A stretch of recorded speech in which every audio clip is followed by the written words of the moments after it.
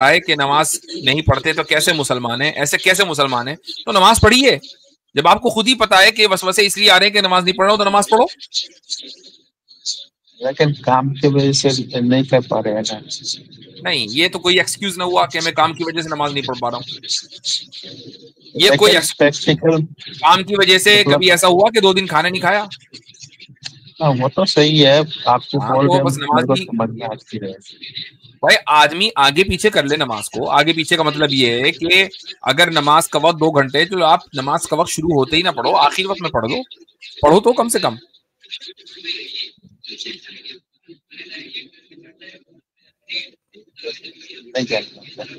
चलें, चले ठीक है।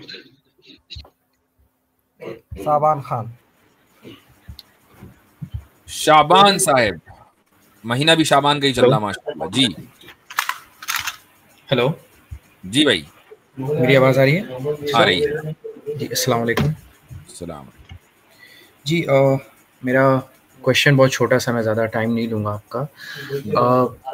जैसे कि बहुत सारे ऐसे इंडियन मुस्लिम्स हैं, जैसे नौजवान हमारी तरह, वो एक गुनाह के रास्ते पे शुरुआत में होते हैं, जो कल्चरल और बहुत सारे जो आसपास के जो आपको पता है कि इंडिया में कैसा है। तो लेकिन जब उनको एक हिदायत मिलता है, एक रास्ता मिलता है, उसके बाद जब उन्हें पीछे जा कर के एक पता चलता है कि ये मैंने गलतियाँ की हैं। फॉर एग्ज़ाम्पल एक मेरी गलती है, जैसे कि मैंने घर लोन पे ले लिया था, ठीक है, और आज उसका कंडीशन ऐसा है कि अगर मेरा सिर्फ अगर बस चले तो मैं चाहता हूँ कि उसको सब ख़त्म करके कर दूँ, बट उस पे मेरी फैमिली डिपेंडेंट है, उस पे बहुत सारी चीज़ें ऐसी हैं जो डिपेंडेंट हैं, सोसाइटी पे चीज़ें डिपेंडेंट हैं। मतलब अगर मैं ऐसा करता हूँ तो बहुत बहुत ज़्यादा, मतलब एक होता है ना, एक रिपल इफेक्ट होगा और बहुत सारी चीज़ें बिखर जाएंगी। तो उस सिनेरियो में क्या एक उस मतलब मैं दुआ करता हूँ कि वो जल्द से जल्द ख़त्म करूँ मैं, इसलिए बहुत सारी ऐसी चीज़ें करता हूँ जिससे ख़त्म हो, बट वो इतना बड़ा है कि बहुत टाइम लगेगा। तो अगर मेरी इस टाइम पे मौत हो जाए, मतलब उस लोन है मेरे पे और ये सब होता है, क्या शाबान साहब उनके ये माथे में- बताएं, आपने कहा कि मेरी फैमिली डिपेंडेंट है, फैमिली की जरूरत डिपेंडेंट है कि उनकी लग्जरी डिपेंडेंट है? हाँ, आप इसको समझिए कि जिस सोसाइटी में हम लोग हैं, जिस फैमिली से मैं बिलोंग करता हूँ, उसके अकॉर्डिंग एक ज़रूरत और लग्जरी दोनों ही है। मतलब अगर हम वो सोसाइटी स्टैंडर्ड मेंटेन नहीं करेंगे और हम वो कहते हैं कि अगर उससे नीचे जाएंगे तो फिर हम उस सोसाइटी से नीचे आ जाएंगे और फिर कोई रिश्ता, कोई वो बहुत सारी चीज़ें छूट जाएंगी।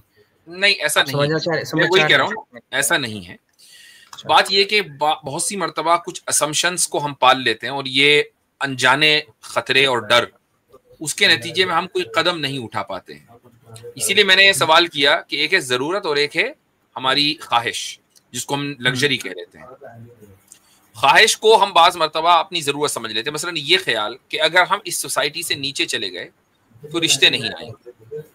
ये सवाल कभी ये भी तो जहन में आना चाहिए कि एक दीनदार लड़का या लड़की हो सकता है कि आपके यहाँ इसलिए रिश्ता ना भेजे कि आप सूदी मामले में गिरफ्तार हैं। ये भी तो हो सकता है ना।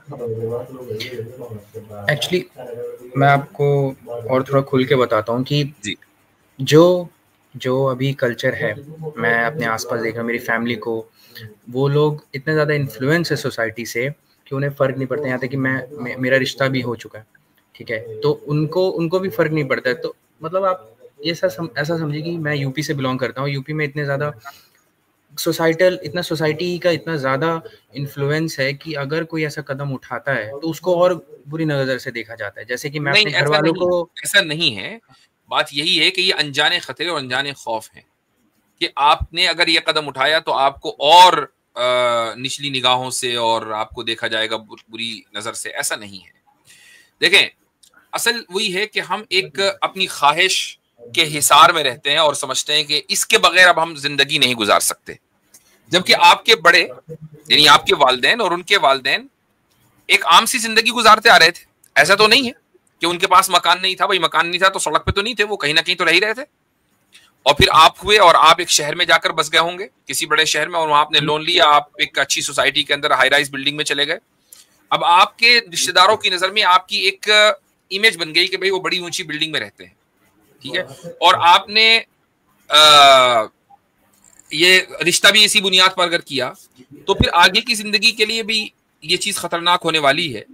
कि अगर अगले बंदे या लड़की को या लड़की के घर वालों को इससे कोई प्रॉब्लम नहीं है कि आप एक सूदी मामले में गिरफ्तार हैं और उनको सिर्फ बिल्डिंग से मतलब है, तो फिर उन्होंने आपसे रिश्ता नहीं किया है बल्कि आपके इस लाइफ स्टाइल की वजह से रिश्ता किया है। जिस दिन ये लाइफ स्टाइल बदल गया और ये आपके इख्तियार में नहीं है, even if you don't want to change it, it may change, तो ये रिश्ता भी बाकी नहीं रहेगा।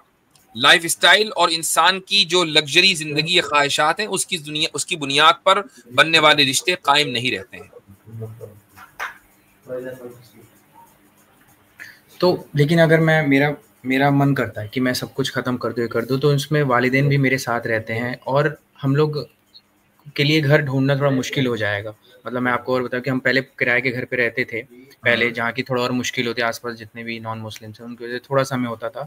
और अभी जिस जगह पे हम लोग हैं, मैं नाम नहीं लेना चाहूँगा, इससे थोड़ा और ज़्यादा मैं नहीं चाहता कि मैं अपनी आइडेंटिटी ठीक है, दैट्स फाइन करूँ। तो इस वजह से जो और वो इलाका ऐसा है कि वहाँ मुस्लिम्स को घर मिलना मुश्किल हो रहा है। मतलब अगर मैं बताऊं कि हाँ मैं मुस्लिम हूं, तो मैंने इसीलिए देखें, मैंने इसीलिए पहले ही कहा, मैंने उसूल दिया है। मैं आपकी पर्सनल, मैं ऑब्वियसली बात है, मैं आपकी काउंसलिंग नहीं कर रहा हूँ यहाँ पर, मैं पर्सनल क्वेश्चंस नहीं ले सकता हूँ, एक उसूली बात कर सकता हूँ। मैंने एक उसूल बयान किया, भाई आपकी जरूरत है, उसके बगैर आप नहीं रह सकते, सड़क पर आ जाएंगे, आपके सर से छत खत्म हो जाएगी, आपको कोई मकान किराए पर नहीं देगा, आपकी जो जद्दी पुश्तैनी जमीनें होंगी वो सब खत्म हो चुकी है, अब कोई जगह आपके पास जाने की नहीं है, जॉब आप बदल नहीं सकते, मुलाजमत कहीं और कर नहीं सकते, भाई करें तो क्या करें। तो ठीक है, ये एक ऐसी जरूरत हो गई कि अब इसका कोई इलाज फिलहाल नहीं है, तो continue with whatever you doing और तौबा करते रहें और नियत करें कि इस चीज से जैसे ही बाहर निकलने की मौका मिले निकल जाए। लेकिन अगर ऐसा नहीं है, ये चीज जरूरत नहीं है, ये ख्वाहिश है, तो फिर इस ख्वाहिश पर कोशिश ये होनी चाहिए कि फौरी तौर पर इससे निकले, जो कभी ये जरूरत नहीं रही आपकी। ख्वाहिशों की बुनियाद पर अहकाम नहीं बदला करते हैं, जरूरत की बुनियाद पर बदलते हैं, है ना। और ये जरूरी नहीं कि आप ही की ख्वाहिश हो सकता है कि आपके वालिदैन की ख्वाहिश हो कि भाई बहुत दिन हम किराए के मकान में रह रही है, अब जरा हाई राइज बिल्डिंग में रहेंगे। हो सकता है कि आपकी होने वाली जिससे भी आपकी शादी हो रही हो, उनके सामने स्टेटस दिखाना हो। तो अगर स्टेटस की बुनियाद पर, मैं इसीलिए अब दूसरे मसले पर आ रहा हूँ, एक जो सोसाइटी का बड़ा गंभीर मसला है कि शादियां स्टेटस की बुनियाद पर होती हैं, जबकि रसूल अकरम सल्लल्लाहु अलैहि वसल्लम ने जो हुक्म दिया है या जो एडवाइस दी है वो ये दी है कि तुनकाहुल मरअतु लिअरबईन, कि एक औरत से निकाह किया जाना चाहिए, वो 4 चीजों को सामने रखकर निकाह किया जाता है। पहली चीज क्या है? लिदीनिहा वलिमालिहा वलिजमालिहा वलिहसबिहा, के दीन को देखा जाता है, उसकी दौलत को देखा जाता है, उसके नसब को देखा जाता है, इसी तरीके से उसकी खानदानी रेप्यूटेशन को देखा जाता है। लेकिन आपने एडवाइस क्या दी? आपने कहा कि जो दीनदार है ना उसको हासिल करके कामयाब बनो। कामयाबी का रास्ता दीनदार रिश्ता। अगर तुमने माल को देखा, खानदानी वजाहत को देखा या हसब नसब को देखा और दीन को इग्नोर कर दिया, तो तुम्हारा रिश्ता नहीं चलने वाला है, उसमें हमेशा प्रॉब्लम ही रहेंगी। तो आपके पास, मैं ये नहीं कह रहा हूं रिश्ता तोड़ दें, लेकिन ये जरूर जहन में आना चाहिए कि जिससे रिश्ता हो रहा है वो वाकई दीनदार है कि नहीं। चेंज यहां से लाएंगे, चेंज मकान से नहीं आएगा, पहले अपनी जिंदगी में चेंज लेकर आए। तो अगर मैं उस घर को बेचता हूँ और फिर उसमें मुझे प्रॉफिट होता है, जो कि एक और मतलब इससे मसला ये कि मैं उसको बेच देता हूँ, अभी खत्म करता हूँ, तो एक प्रॉफिट भी मुझे मिल रहा है, तो क्या वो प्रॉफिट भी एक उसमें ही आएगा, इंटरेस्ट के सूदी उसमें? क्योंकि अब ये फिर एक तिजारत का हो जाएगा ना मसला कि मैंने क्या किया। सूदी घर को बेच के प्रॉफिट कैसे मिलेगा? आई हैव नो आइडिया, लेकिन ये एक फिक्ही क्वेश्चन है, आप किसी दारुल इफ्ता से मालूम करें। मैंने एक उसूली बात आपको बता दी है कि कैसे आप अपनी जिंदगी गुजारें। ये चीज तो मेरे मौजू से रिलेटेड है, लेकिन ये फिक्ही के इसमें प्रॉफिट मिलेगा नहीं मिलेगा उसके लिए मुझे पूरी सिचुएशन समझनी पड़ेगी, and we don't do that. हाँ, आप मंडे में मुफ्ती अब्दुल्ला मिनहाज साहब की स्ट्रीम पे चले जाएं, वहां आप ये पर्टिकुलर क्वेश्चन रखें कि मैं सूदी मकान को फरोख्त करूं तो मुझे प्रॉफिट मिलेगा, इस तरह मिलेगा। मेरे इल्म में नहीं मिलना चाहिए, लेकिन अगर मिलेगा तो फिर उसकी कोई ना कोई, उसमें कोई ऐसी चीज है जो मेरे इल्म में नहीं है, मेरे सामने नहीं है, वो आप उनकी स्ट्रीम पे रख दें, हो सकता है आपको वहां से जवाब मिल जाए। ओके, बस मेरा एक और बस छोटा सा क्वेश्चन है एक सोसाइटी को लेकर के। अच्छा ठीक है, बहुत बहुत शुक्रिया मुफ्ती साहब, थैंक यू।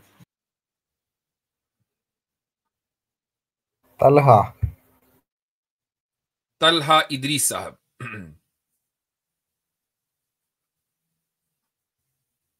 आवाज नहीं आ रही, आगे बढ़े भाई। आई आवाज आई। हेलो, हाँ जी, आ गई आपको मेरी आवाज आ रही है साफ? जी, आ रही है जी। तो सब क्या हाल है, खैरियत से हैं आप? तबीयत ठीक है आपकी? अल्हम्दुलिल्लाह। और सब एक तो मैं काफी अर्सा पहले भी आपकी एक बार स्ट्रीम में आया था, तो एक चीज मैंने काफी नोट किया, कुछ अरसे से मैं नोट कर रहा हूँ, वो कैसर भाई की स्ट्रीम में भी नोट किया, आपकी स्ट्रीम में मैंने नोट किया कि कुछ खास अकाउंट जो है ना वो आपके पास आते हैं और आपका टाइम ज़ाया करते हैं, यानी मुसलमान नहीं है, गैर मुस्लिम है। हाँ, अबू शाकिर मुझे हैं। ऐसा लगता है जी जी जी मुझे ऐसा लगता है कि वो प्लान्ड है, ठीक है। यानी आपकी स्ट्रीम 3-4 घंटे की, उसमें से आधा घंटा पौना घंटा एक बंदा ज़ाया कर गया, तो उसका मतलब है कि लोगों का टाइम ज़ाया हो गया। अब वो किसी पर्टिकुलर उसका कोई टॉपिक नहीं है, वो सिर्फ चाह रहा है कि आपसे बात हो, एक से एक बात, एक से एक बात, वहां से यहाँ, यहाँ से वहां, घुमा घुमा के, और आखिर में कोई मकसद नहीं बात का। तो ये मुझे काफी ज्यादा लगा कि आपका ना टाइम बहुत ज़ाया हो रहा है ऐसे। तो देखिए तलहा साहब, ऐसा है कि हमारे नजदीक ये नहीं होता कि सामने वाला किस नीयत से आया है, इल्ला ये कि वो कोई ऐसी हरकत कर रहा है कि जो पब्लिक प्लेटफॉर्म के मुनासिब नहीं है, या ऐसी गुफ्तगू कर रहा है। जब तक कि वो दीन के मसले पर बात कर रहा है और हमसे एक मरतबा नहीं 10 मरतबा बात कर रहा है, वो मुख्तलिफ पहलुओं पर बात बदल बदल कर हमसे बात करता है, हम इस नीयत से और इस उम्मीद से बात करते रहते हैं कि हो सकता है कि खुदा उसको उसका दिल खोल दे और एक दिन उसको हिदायत मिल जाए। वल्लाह यही नीयत रहती है, इसके अलावा कोई दूसरी नीयत नहीं रहती। ये तो हमें भी पता है कि एक एक बंदे ऊपर आधा घंटा पौन घंटा लगता है। बहुत से लोगों के लिए शायद ये बोरियत होती है, यार ये हर मरतबा इसी बंदे को सुनते हैं। और अलग से वीडियो अगर चली जाए तो मुझे मालूम है कि मैं अपने चैनल के ऊपर जो लोग अलग से वीडियो होती है तो उसके व्यूज हमेशा कम होते हैं, लोग उनको सुनना भी नहीं चाहते। कोई बात नहीं, हमारा मकसद ये नहीं है। मकसद हमारा क्या है? मकसद ये कि हमें जिस चीज का हुक्म है कि तुम बात पहुंचा दो और पहुंचाते रहो। एक पत्थर के ऊपर अगर कतरा कतरा मुस्तकिल गिरता रहेगा तो पत्थर में भी सुराख हो सकता है। इस नीयत से हम उन लोगों से बात करते हैं। जी मुफ्ती साहब, अच्छा, आपका इसमें दूसरी बात ये भी है भाई, तलहा भाई, दूसरी बात ये भी है कि जिन लोगों को एंटरटेन किया जाता है, वो चाहे एक सवाल से जंप करके दूसरे सवाल पे जाए, लेकिन बहरहाल उनका जवाब दिया जाता है। और हो सकता है कि ऑडियंस में बहुत सारे ऐसे लोग हों कि जिनके वही सवाल हों जिनको वो जंप कर रहे हो इधर उधर से, तो उनसे सिर्फ गप्पे ही नहीं मारी जाती बल्कि उनको सवालों के जवाब दिए जाते हैं और उनके आर्गुमेंट्स को डिबंक किया जाता है, अगरचे वो चाहे इधर उधर भागने वाले हों। जी आपकी बात बिल्कुल ठीक है। अच्छा मुफ्ती साहब, चलिए एक बात होगी। दूसरी बात यह है कि ना मेरी एक ख्वाहिश है, वो आपके भी ज़ाहिर आपके सामने रख सकते हैं, आप रिक्वेस्ट कर सकते हैं आपसे। वो ये है कि एक चीज़ की मुझे लगता है कि ये जो एथिज़म होगी या फिर एग्नोस्टिसिज्म होगी, ख़ास तौर पे जो हमारे आपके व्यूअर्स हैं पंजाब इसके उर्दू स्पीकिंग या हिंदी स्पीकिंग, इनमें ज़्यादातर सिर्फ़ कल्ट को फ़ॉलो कर रहे हैं। इनका कोई होता है ना, सॉलिड कोई आर्गुमेंट नहीं होता, और उसमें आप थोड़ा-सा बेसिक में जाएँगे तो वो वहीं फँस जाएँगे। वो कहेंगे नहीं-नहीं ऐसा नहीं, ऐसा है। फॉर एग्ज़ाम्पल आप कहेंगे कि इंसेस्ट ठीक है कि गलत है? वो कहेंगे नहीं-नहीं गलत है। हालाँकि अगर एथियज़्म में तो फिर कोई प्रॉब्लम नहीं होनी चाहिए। तो मुझे लगता है ये कल्ट को फ़ॉलो कर रहे हैं। तो ये कल्ट जो है ना, जिन जिन लोगों को ये फ़ॉलो करते हैं, जिनसे मुतासिर होते हैं, फॉर एग्ज़ाम्पल ये जो 3-4 बड़े-बड़े इनके जो नाम बैठे हुए हैं उसपे सोशल मीडिया पर, 4 3-4 नाम है, अवैस इकबाल हो गया या फिर ये हारिस सुल्तान है, फ़ज़ूल किस्म के, इनको मतलब सिर्फ़ उनका काम सारा दिन ये है कि काम करना। तो मुझे लगता है कि आपकी इनके साथ कोई ना कोई हर महीने में एक आधी डिबेट जो है ना वो होनी चाहिए, क्योंकि इससे मुझे लगता है कि एक आम आदमी को समझाना भी ज़रूरी है, लेकिन जो इनके जो जिन लोगों से ये मुतासिर होते हैं, वहाँ पर अगर, क्योंकि आपकी माशाल्लाह अवैस इकबाल से जो डिबेट हुई थी ना, उसके साथ बहुत गहरा असर पड़ा था। यानी कि एक पूरे हिंदुस्तान, पाकिस्तान में एक बार लर्ज़ा तारी हो गया था इनके ऊपर, क्योंकि वो वाज़ेह नज़र आ रहा था कि ये बहुत ज़्यादा बिल्कुल बेसिक नॉलेज उसके पास नहीं है। तो अगर इस तरह की कोई हो सकती है सूरत-ए-हाल की जिसमें एक आधी डिबेट जो है ना वो महीने में हो जाए। अब ऐसा तो है नहीं, देखें कि हम बुला के जी हमसे डिबेट कर लो, हमसे डिबेट कर लो। यहाँ हम जुमा इतवार को जो हम बैठते हैं और इसके अलावा भी दूसरे दिनों में जो स्ट्रीम होती हैं, तो आए तमीज़ तहजीब के साथ आए, अपना तारुफ कराएं। अभी एक आया था शायद अभी वो बायोलॉजी की टर्म में होमोसेपियन न बन सका, वो आया था अभी थोड़ी देर पहले, जिसको हमने निकाला है। तो उवैस इकबाल के साथ जो हमारी डिबेट हुई थी, आपने अगर उसको देखा और यकीनन देखा होगा, उसमें शुरू में क्या हुआ, शुरू में मैंने उवैस से पूछा कि भाई जरा अपना तारुफ कराओ। उसने तारुफ कराना शुरू किया, जी मैं गांधी के साथ कुछ शो करता था और मैं यूं हूं और मैं एथीस्ट हूं, फला अपनी पूरी बात उसने बता दी, मुकदमा रख दिया, मैं ये हूं, बात शुरू हुई। अगर वो भी तारुफ ना कराता तो बात शुरू ना होती।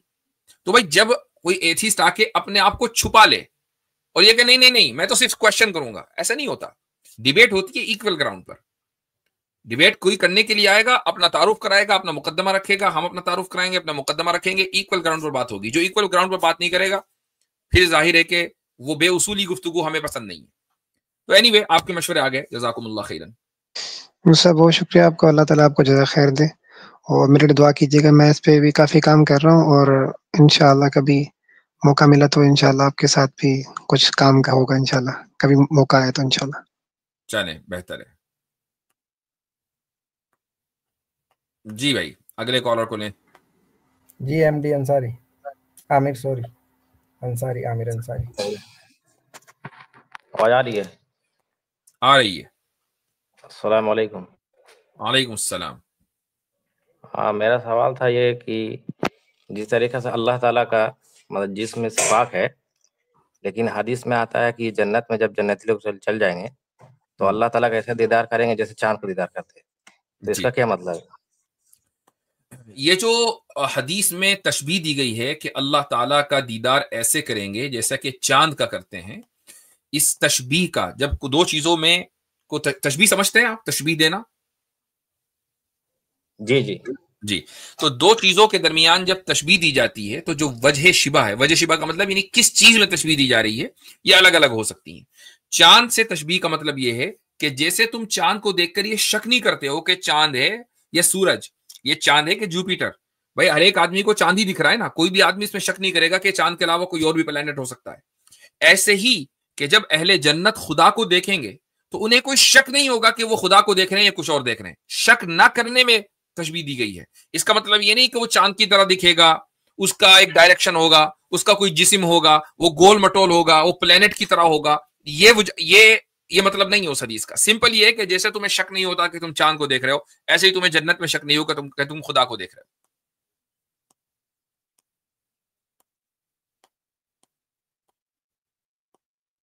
चलें ठीक है भाई, हो गया। हमारे साथ हैं सारिक इकबाल। जी सारिक भाई। शारिक इकबाल साहब। जी भाई। चलें शायद नहीं बोल पा रहे, मुझे आवाज नहीं आ रही। आपको आ रही थी हजरत आवाज? नहीं। जी मोहम्मद सलमान पटेल। अस्सलाम वालेकुम मुफ्ती साहब। वालेकुम सलाम। मुफ्ती साहब मैं एक्चुअली यहाँ टेक्सास में ही हूँ, डालस। वैसे आपसे राब्ता करने की कोशिश की थी, आपके वहाँ आया था शिकागो में, तो बस वही आपसे कुछ मुलाकात करनी थी, इसलिए अगर आपसे कुछ टाइम मिल सके तो कभी शिकागो में से आऊँ तो आपसे मुलाकात हो। इंशाल्लाह हो जाएगी जब आप आएंगे नेक्स्ट टाइम। इंशाल्लाह। मुफ्ती साहब एक्चुअली मैं पढ़ाई करूँ तो कुछ लोग यहाँ माशाल्लाह मुसलमानों के साथ भी इंटरेक्शन होता है, तो कुछ मुसलमान ऐसे दीन से निकल रहे, जैसे कि वो लोग ऐसे सवाल करते हैं, जब मुल्हिद जैसे करते हैं, आप स्ट्रीम देखते हैं तो क्या दोबारा बोले आप? जैसे मुसलमान कोई है यहाँ, तो वो लोग पढ़ाई में इतना मुलव्वस हो जाते हैं कि वो दीन के हिसाब से इतने स्केप्टिकल हो जाते हैं, जैसे मुल्हिद हो जाते हैं। तो आप मुझे कुछ ऐसा कोई किताबें पढ़ाए जैसे हम पढ़ के उनके साथ बात कर सकें। आप द डिवाइन रियलिटी पढ़ लें, हमजा जोटिस की, अच्छी किताब है। इंशाल्लाह। सर अगर आप ईमेल का रिप्लाई कर देंगे। आई डोंट नो, दोबारा ईमेल कीजिएगा, इंशाल्लाह मैं कोशिश करूंगा। इंशाल्लाह आपसे मुलाकात होगी। चलें, जज़ाकल्लाह। ठीक है। हमारे साथ हैं हमजा। जी हमजा भाई, अपना अस्सलाम वालेकुम वरहमतुल्लाह। वालेकुम सलाम। मशवरा है या सवाल है? जी हजरत, मैंने रिक्वेस्ट डाल दी है चैट में, मैं जोर से नहीं बोलूंगा, आप देख लो तो अच्छा है। और हजरत मैंने आपको ईमेल किया है तो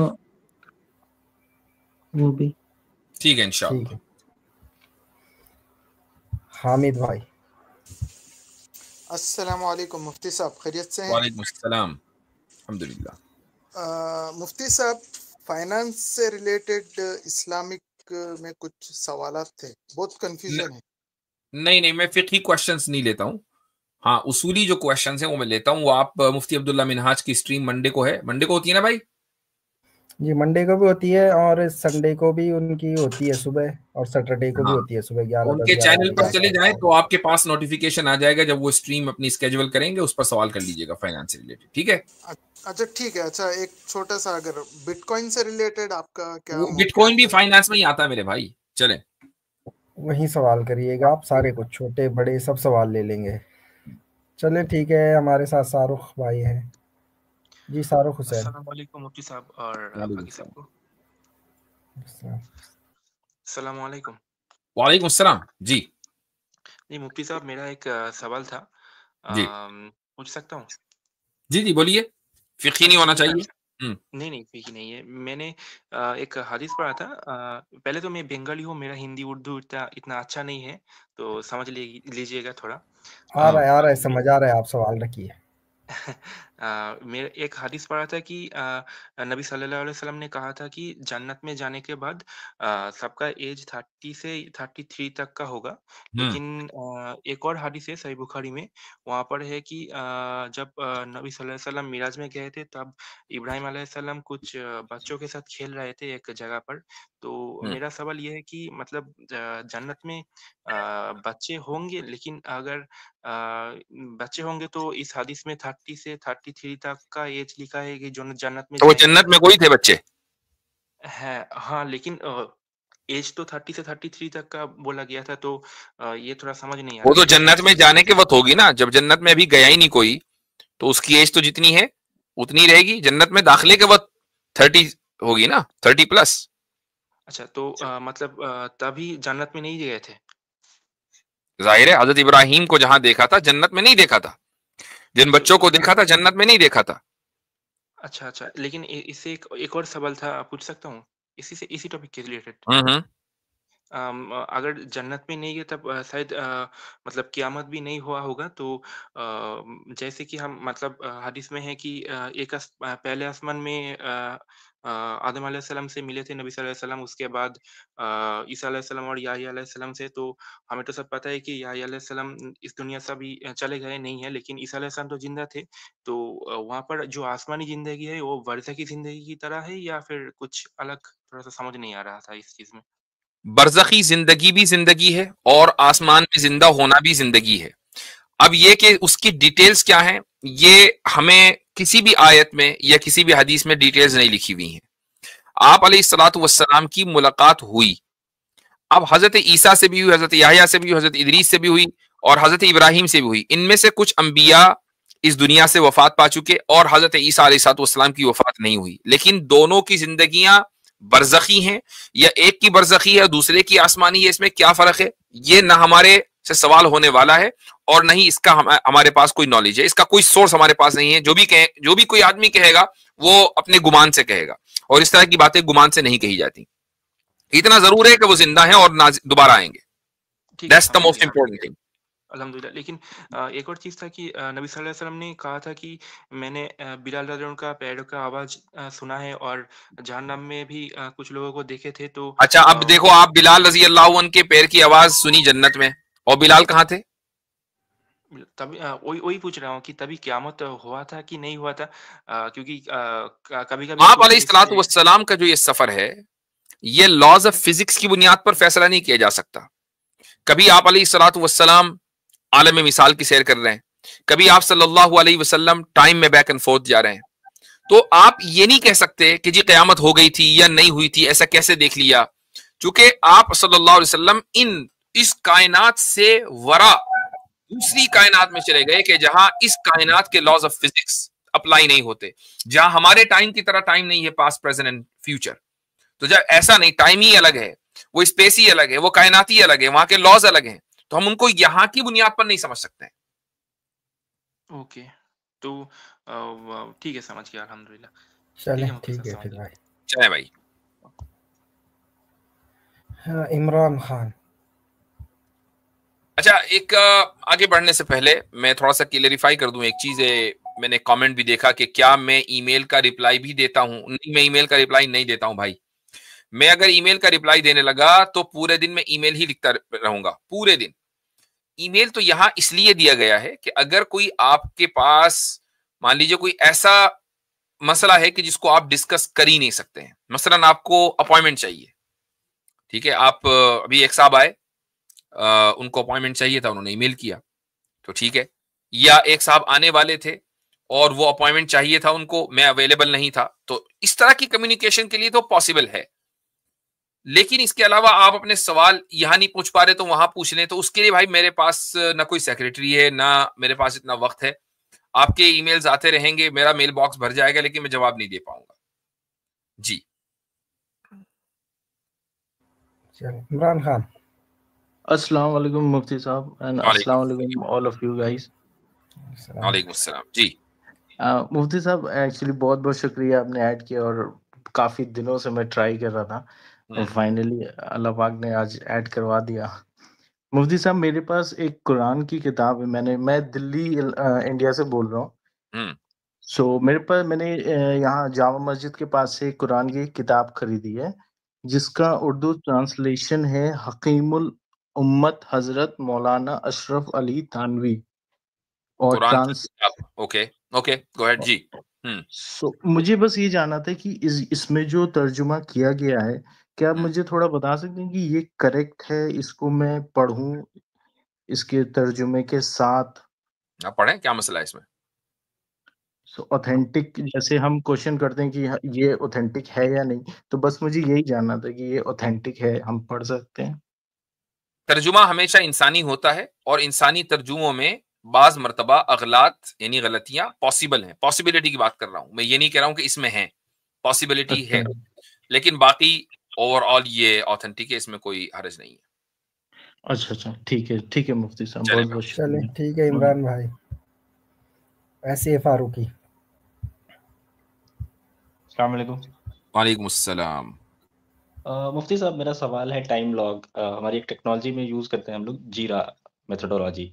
तो उसमें क्या होता है हमारे पास जैसे कुछ ऑलरेडी क्रिएटेड टास्क होते हैं जिन पे आवर डिफाइन होता है, और सम टाइम क्या होता है कि हम खुद भी टास्क बनाते हैं और उसके अकॉर्डिंग टाइम लॉग करते हैं। तो कभी-कभी क्या होता है कि कोई टास्क जिस पे 4 आवर सपोज़ टाइम दिया हुआ है, ड्यूरेशन है, लेकिन वो जल्दी हो जाता है।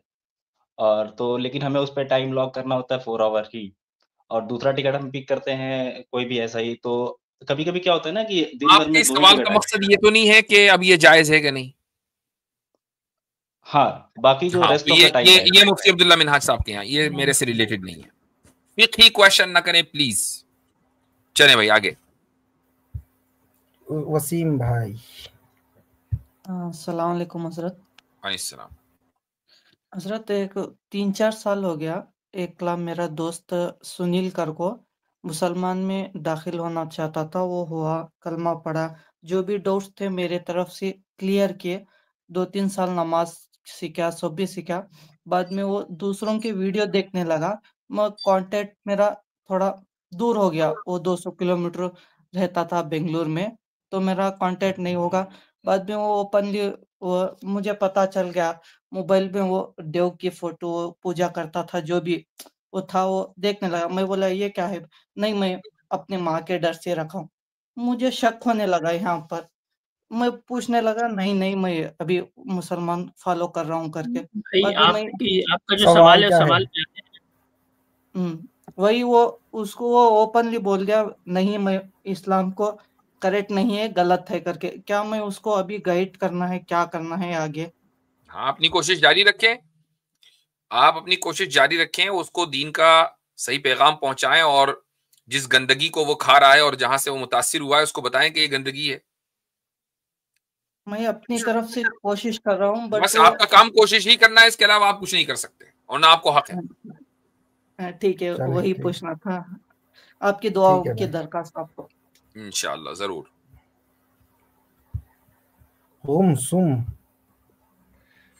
क्या नाम है इनका? क्या हाल है? गुमसुम मोहम्मद कमर सईद मेरा नाम है। क्या नाम है? एक्चुअली आपसे ना मेरा रास्ता नहीं हो पा रहा था, मैं बैक स्टेज पे आना चाह रहा था, लेकिन होता ये था कि डिस्कनेक्ट हो जाता था। तो फिर मैंने नाम चेंज नहीं किया, मैंने कहा जल्दी से इंटर हो जाए। आपसे बात करने के लिए। अच्छा मुफ्ती साहब, मेरा ना अक्सर एथियस्ट से मुनाजरा रहता है और वो डार्विन के मानने वाले हैं और किसके? वो